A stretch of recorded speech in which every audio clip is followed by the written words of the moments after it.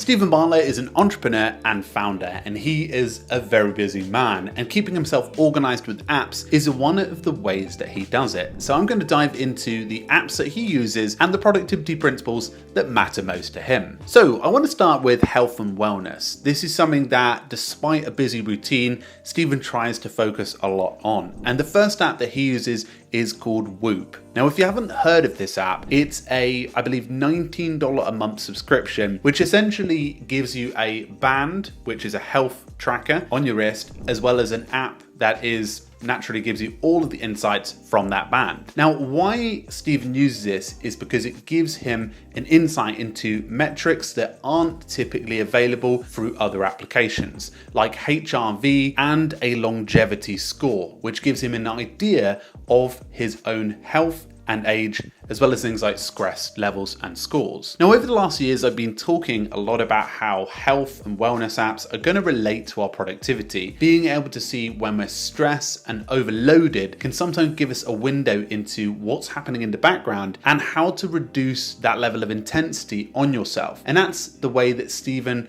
tries to balance that. He also tries to understand how his sleep can be improved to help improve his cognitive abilities and make better decisions as an entrepreneur. Now, from a personal perspective, I actually stopped using a Whoop over the last couple of months. I found that it was too much information, and sometimes I felt the pressure of the application, but it's obviously something that works for him, and for a lot of people, having those metrics can be incredibly valuable. Moving on to the next wellness app, he uses an app called Time Shifter. This is a particularly interesting one if you travel a lot and you want to be able to keep an eye on the caffeine intake, circadian rhythm, and things like travel time, and keeping that into account moving between time zones. So the application gives you insights into when you should be avoiding light and when you should try to sleep. This is not only great for those who travel, but also shift workers, and is popularly used with astronauts as well. So it allows you to plan 3 hours in advance, as well as get insights into practical solutions for example, going to sleep, avoiding light, and adjusting your caffeine intake across the day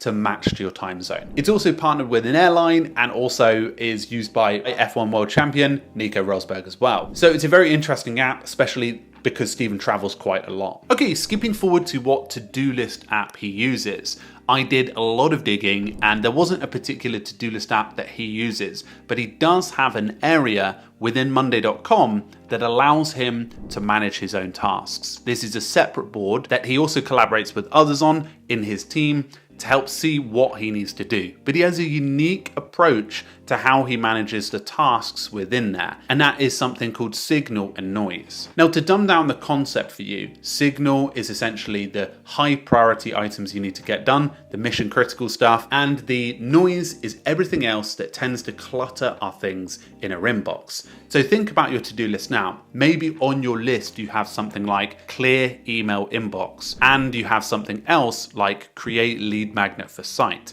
At least this is what's in my to-do list. The Noise would be clear inbox, and the Signal would be create lead magnet. It's something that is moving a needle versus clearing the inbox isn't really defined and clear whether it's actually moving things forward. If it was defined to a project or a task, that makes much more sense. So he uses Monday.com as his to-do list application as best as I can see from my research. So moving on to some other apps that he's invested in or he's interested in investing in. The first is Stan Store, which he is invested in as a co-creator.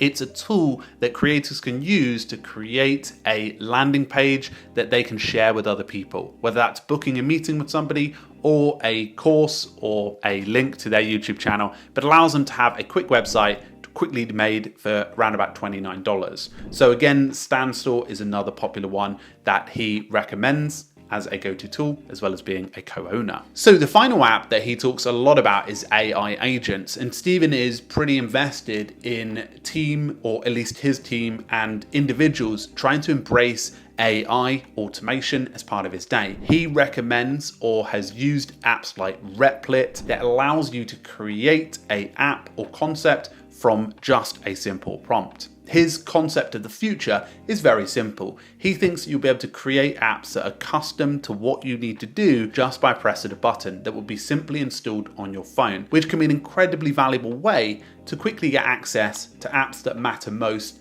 to what you're doing. So Replit and Lovable are all things that he talks about quite often, and I think the future for these type of apps will be incredibly interesting. But the principle of AI agents and pushing his team to invest in understanding automation instead of increasing the amount of people on his team is going to be a trend that continues in the future. So if you're interested in downloading any of the apps that I mentioned in this video, you can find them linked below. If you're new to the channel, please do subscribe. Please share below as well the apps that you use and whether you found any value from today's video. If you love apps and resources, you'll love Tool Finder. It's the best place to find tools like Stephen uses, as well as stacks and deep dives into how they use them. Thanks very much for stopping by, and I'll see you very soon. Cheerio for now.